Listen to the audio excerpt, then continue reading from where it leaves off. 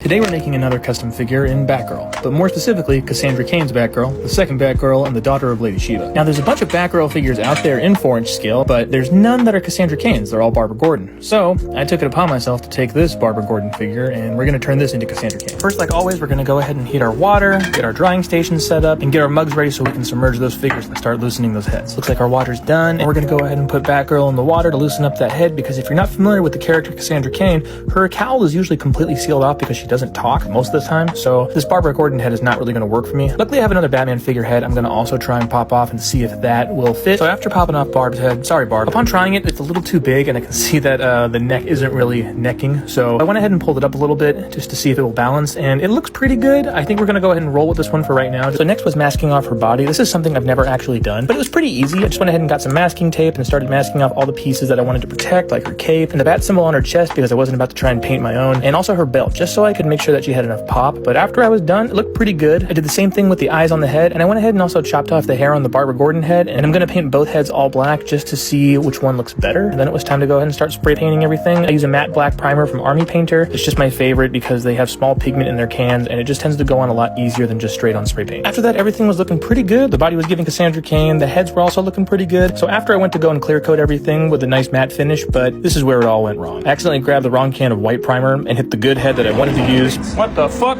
And right after spraying the body, I tried to take the masking tape off. And word of warning for anyone trying this, do not put masking tape on cloth because it will destroy it. As you can see, as I was pulling it off, it started to rip the cape apart. I was just not having a good time doing this. Luckily, I learned an old trick from my grandmother who used to use a lighter to singe off stray threads and stuff. So I went ahead and just got to work and trying to perfect this cape as much as I could. And by the end, I'm actually pretty happy with how it looks. I mean, Cassandra Cain is a fighter. She is like one of the #1 martial artists in the Bat family. So I thought the kind of beat up looking cape look would make it look kind of battle damaged. And because I can't replace it, I'm just going to roll with it. But after this, I kind of threw in the towel for a while until I found this. It's Batman! A new figure I found online. It was a Batman figure that was the same size, and I didn't even know this one existed, so I went ahead and ordered it. It had the perfect head sculpt, and we're gonna see if it fits. The peg for the Batgirl body was a little too big, so I had to go ahead and get some clippers and get to work on carving that guy down. My method on this was just chopping vertical to shave off pieces of the plastic. Big enough chunks because the hole was really small. I didn't want to lose any ground vertically, I just wanted to shave off the sides to make it look narrower. So after a couple attempts of trying to shave it down, I finally found the right balance. But yeah, the head looked really good. I just need to get rid of those white lines on the cowl, so I went ahead and masked up his eyes and made sure to grab the right spray paint and went ahead and sprayed him down with some matte black primer as well. Once it was all done, I went ahead and clear coated them, and yeah, I went ahead and put some tack on, and sure enough, it fit like a glove. She looks great, and I'm super happy with how she turned out. This is probably my favorite custom of all the ones I made so far. Let me know who you'd like to see next. I'll see if I can create some more that don't exist in 4-inch scale, and I'll see you in the next one. Today we're going to be making a custom figure. More specifically, John Kent from DC Comics, the second Superboy and Superman's son. I really love this character, and to know that I have one half of the Super Sons without John is just criminal, so I'm going to go ahead and attempt to bring him to life. Since I already have a body that pretty much resembles his suit, we're aiming for a clean head swap here. So first, let's get our water and start boiling it, because that's going to take the longest. I'm going to go ahead and put the heat on as high as possible and put the lid on top just so I can get my water to boil as quick as we can. And while I'm waiting, I'm going to go ahead and get some paper towels just to set up my drying station, because these figures are going to be going in the water, and they are going to be wet, and they are going to be hot, so please be careful. Lastly, I'm going to go ahead and get some mud, but we're going to be putting our figures in so we can start loosening up the joints to take off the pieces that we want. Now to check on the water, I want to go ahead and grab a mitt just because I don't want to burn myself, but it looks like our water is starting to bubble, so we're good to go. I'm going to go ahead and turn the stove off, and we can start pouring our water into the mug. Look at that steam coming off there. That's how we know it's ready. So next, I want to go ahead and glove up both my hands just so I don't burn myself from any of the splashback.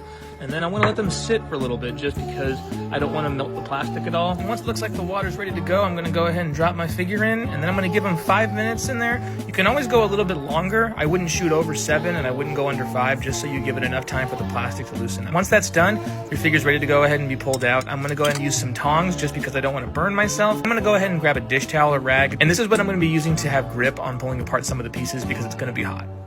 And just like so, you're going to grab it with the towel and just twist and pull, and pop, comes right off. Please don't attempt that without heating the figure because it will just break. But with heat, it allows it to come right off. I've done this with a bunch of figures and I've never had any problems. Also worth mentioning that while the figure's hot, you can go ahead and take the time to start loosening up all their joints. Anything that was stiff or not as limber as it should be, you can go ahead and start working those, because with the heat, it'll allow it to move pretty much any of the joints that are supposed to be on the figure. I've broken a number of figures without heating them, so go ahead and take that opportunity to loosen them up because it really helps. Now that we have our figure ready already, I'm going to go ahead and grab the head that I got off of eBay. There's a lot of great heads up online. If you don't have a 3D printer yourself or don't know how to paint or just don't want to be bothered, it's a little pricey, but it does make for quick and easy work if you don't mind waiting for the head to get to you. I got lucky with John because these heads have a neck connector in their neck like most come with, but the ball joint for his neck happened to be perfect size, so I'm just going to go ahead and push that on there and just snug it. And no tack required, no glue, no nothing. It's gone right on, and it's staying pretty well. And that's it. Easy as pie. John Ken's ready to go to join the Superman family in battle. Let me know if I should take the cape off or not. I'm not sure which version I like more. Hope you enjoyed and follow for more. Today we're going to be making another custom figure, specifically General Zod from DC Comics. Now there are a number of General Zod 4-inch figures out there, but oh my god, look at these things. Like, what is that? Like, where is this man?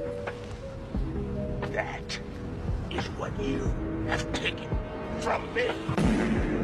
Oh, right. It also doesn't help that Zod doesn't have a consistent look across comics anyways, so I'm just gonna go ahead and make my own. I'm gonna go ahead and use the Shadow Assault Zod from Man of Steel because it's the only figure that makes him look semi-intimidating. But oh my god, that face. He looks like he wants to say something, but he won't. So to start, I'm gonna need to loosen that head up, so I'm gonna go ahead and heat some water in my pot. Yeah, a pot, not a kettle. I'm never gonna get a kettle. So while our water's heating up, I'm going to go ahead and set up our drying station and get our mugs ready. Once our water's almost at a boil, I'm going to go ahead and put it into the mugs and let it sit for about 30 to 40 seconds just so I don't melt the plastic on the figures. Then I'm going to go ahead and submerge that figure for about 5 to 10 minutes, and then we're going to pull him out and get to work. Now that Shannon's out of the water, I'm going to go ahead and yank his head off. It's a little tough, but eventually I got it.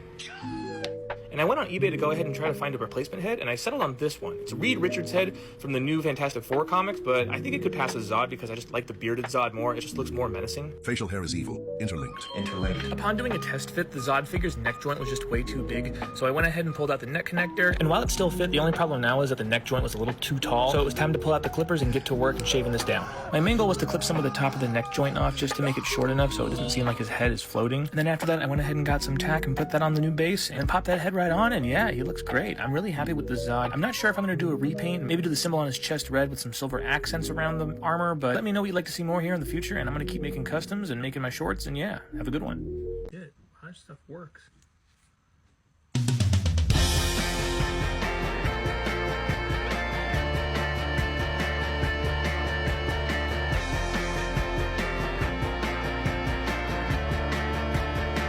Mail haul.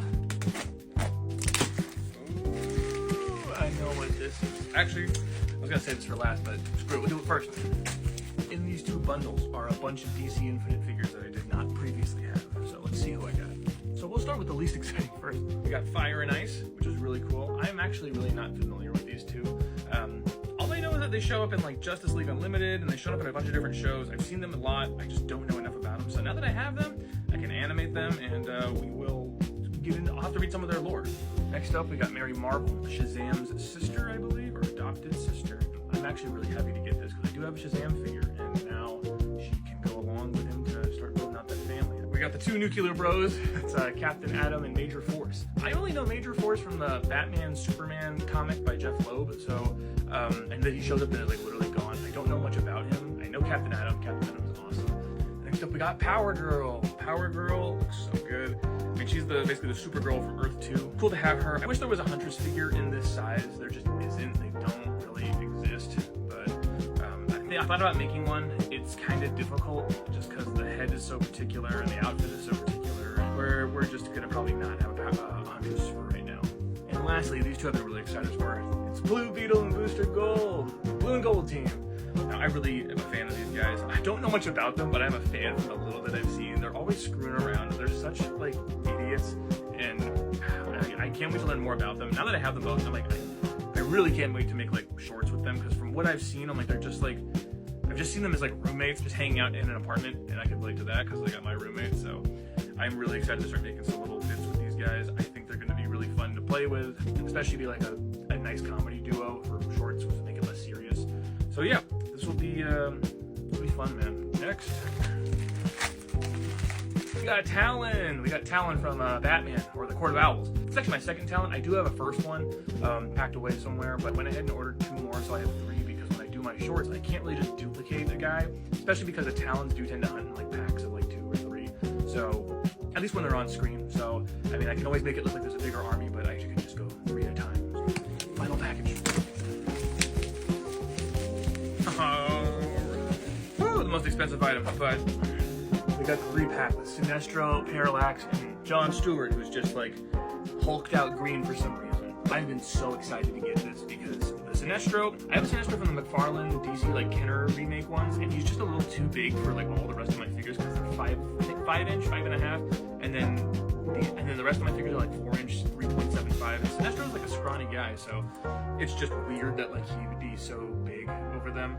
But regardless, now we have a properly sized Sinestro. We got our Parallax and Kyle Rayner. Now I'm gonna be doing a head swap with this one because I want it to be Hal Jordan, because I really want to do one with his downfall from like Emerald Twilight, and like his whole hometown gets destroyed. So actually, last but not least, this just showed up when I got back from the gym, so we got one bonus package here. This is the Joy Toy Dark Source, or the Joy Toy Dark Source line. This lady's name is Yunping Quinn, or Yunping Chin. Anyways, this is a line they had for like ancient, I believe it's ancient China, but I specifically got her. Oh wow, she comes with a cloak, a hat, a sword. Wow, so cool. They don't make any figures that are like the proper height and size for a 4-inch Talia al Ghul, and they do, but like it's really old from like the old Batman animated series, and just the style of it looks so different than the rest of my figures. I don't really plan on using a lot of like Justice League Unlimited, you know, figures and stuff like that unless I have to, just because they look very different. No knock against the figures. I mean, I grew up playing with those figures, but they're also just not very posable. But I got her because I wanted to use her as Talia al Ghul, because I do need someone to play Damien's mom in an upcoming short idea that I had. And yes, this figure is incredibly expensive and hard to find. It was not cheap. She looks great. I'll show some of her extras here. Cloak, sword, a hat, 2 swords actually, and a couple of different hands. But yeah, I got her because I wanted her to be basically, she should be posable enough to be Damien's mom. I also wanted someone like this just because I don't have enough like female figures, so get some badass female ninjas, because I don't have many of those.